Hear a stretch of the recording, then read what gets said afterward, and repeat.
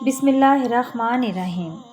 جب ہم سارا دن کام کر کے رات کو اپنے بستر پر لیٹتے ہیں تو فوراً نیند آ جاتی ہے، یا پھر لیٹ کر اپنے موبائل فونز میں سوشل میڈیا کا بے مقصد استعمال کرتے ہیں، جس سے ہماری نیند میں خلل پیدا ہوتا ہے اور ہم وہ رات بے چینی میں گزارتے ہیں۔ ہم مسلمانوں کے لیے یہ ضروری ہے کہ سوتے وقت اللہ کا نام پڑھ کر سوئیں، اور جب ہم قرآن پاک کی سب سے طاقتور آیت یعنی آیت الکرسی پڑھ کر سوتے ہیں تو اللہ ہماری حفاظت کے لیے ایک فرشتہ بھیجتا ہے جو برے خوابوں اور تمام برائیوں سے پوری رات ہماری حفاظت کرتا ہے، اور ہم پوری رات اللہ کی حفاظت میں سکون کی نیند سوتے ہیں۔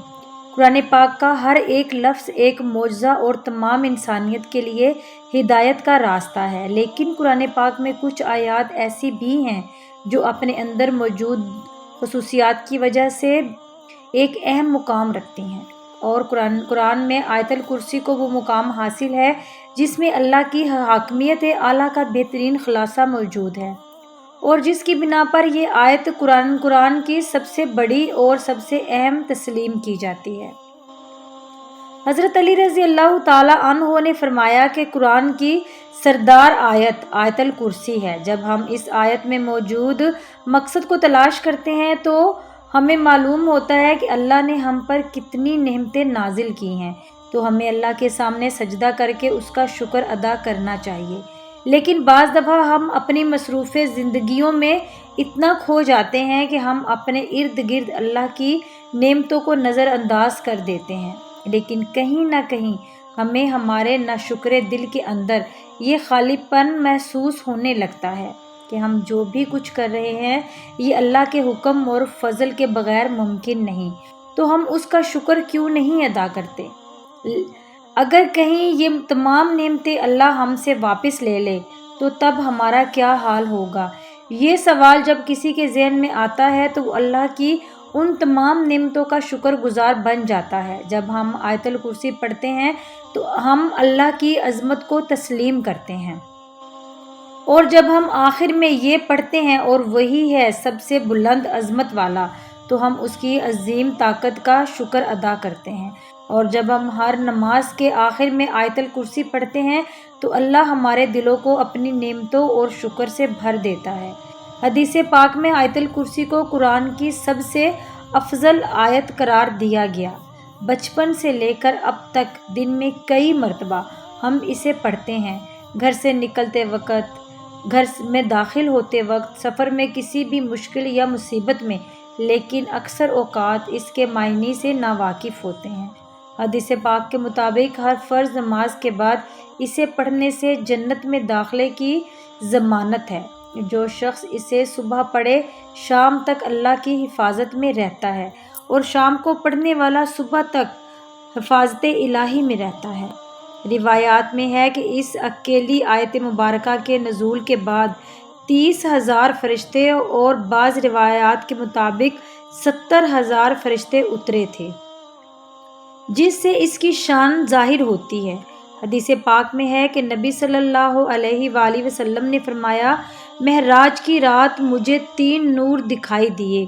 پوچھنے پر پتہ چلا کہ ایک آیت الکرسی، دوسرا سورہ یاسین اور تیسرا سورہ اخلاص کا نور ہے۔ میں نے جب آیت الکرسی کے ثواب کے متعلق سوال کیا تو اللہ نے کہا، جو اس کا پڑھنے والا ہوگا وہ میری ضرور زیارت کرے گا، خواہ ایک ہی بار تلاوت کی ہو۔ حضرت علی رضی اللہ تعالیٰ عنہ سے مروی ہے کہ نبی صلی اللہ علیہ وآلہ وسلم نے فرمایا، جس نے آیت الکرسی اپنے گھر میں تلاوت کی تو 30 دن تک اس کے گھر میں شیطان نہیں آ سکتا، اور 40 دن تک جادوگر کا جادو اثر انداز نہیں ہو سکتا، کیونکہ بار بار آیت الکرسی کی پہلی آیت کا اختتام اللہ کے 2 خوبصورت ناموں پر ہوتا ہے، یعنی الحی اور القیوم، یعنی وہ ذات جو خود اپنے بل پر قائم اور سب کو قائم رکھنے والے اور سب کو سنبھالنے والی ہو۔ اور حیرت انگیز بات یہ ہے کہ اس پہلی آیت کے پہلے جملے کا اس آیت کے آخری جملے کے ساتھ ایک گہرا تعلق ہے۔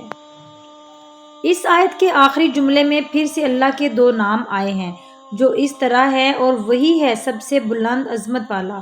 اس آیت کے دوسرے جملے میں اللہ فرماتا ہے، تو آتے ہیں، ان کو اونگ نہیں آتی اور نہ نیند۔ تمام مخلوقات وقت کے ساتھ سست پڑ جاتے ہیں، آرام مانگتے ہیں، نیند چاہتے ہیں، سوئے بغیر رہ نہیں سکتے، اور نیند موت کی ہی ایک صورت ہے۔ اس لیے اس آیت کے اس حصے میں ذکر ہے کہ وہ ذات پاک، زمین و مکان کا حاکم، طاقت کا سرچشمہ اور ہر لحاظ سے مکمل اور چوکس، اپنی مخلوقات کے ہر ذرے سے باخبر ہے۔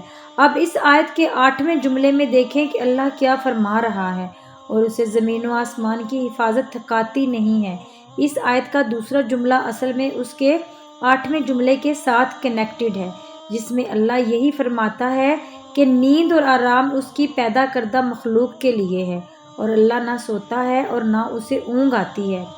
اب تیسرے جملے میں ذکر ہے جو آسمانوں میں ہے اور جو کچھ زمینوں میں، سب کچھ اسی کا ہے۔ اس بات کو سمجھنے سے پہلے ہمیں دو ناموں کو سمجھنا ہوگا، ایک ہے مالک اور دوسرا ہے ملک۔ مالک کا مطلب ہے اونر، اور ملک بادشاہ کو کہتے ہیں۔ اب ان دونوں میں بہت زیادہ فرق ہے۔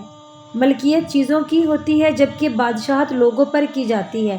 اس آیت میں اللہ فرماتا ہے کہ جو آسمانوں میں ہے اور جو کچھ زمین میں ہے، سب کچھ اسی کا ہے، یعنی وہ ہر چیز کا جو اس نے پیدا کیا اس کا مالک ہے۔ اب اس آیت کے 7ویں جملے میں اللہ فرماتا ہے اس کی کرسی سب آسمانوں اور زمینوں پر حاوی ہے۔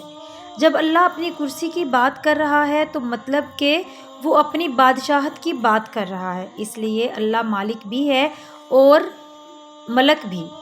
پھر چوتھے جملے میں اللہ کا ارشاد ہے، کون ہے جو اس کے سامنے اس کی اجازت کر سکتے مگر جتنا وہ چاہیں۔ اب چوتھا اور چھٹا جملہ ایک دوسرے کے ساتھ منسلک ہے، یعنی پہلا جملہ اور جملہ نمبر 9، دوسرا اور 8واں جملہ، تیسرا اور 7واں جملہ، چوتھا اور چھٹا جملہ ایک دوسرے سے منسلک ہیں۔ تو باقی کون سا جملہ رہ جاتا ہے؟ تو وہ ہے جملہ نمبر 5، جس میں اللہ فرماتا ہے اللہ جانتا ہے جو ان سے پہلے ہو چکا ہے اور جو ان کے بعد ہونے والا ہے۔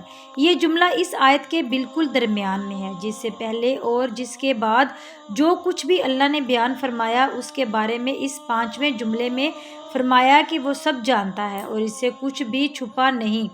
اب اللہ کے سوا ایسا کون کہہ سکتا ہے؟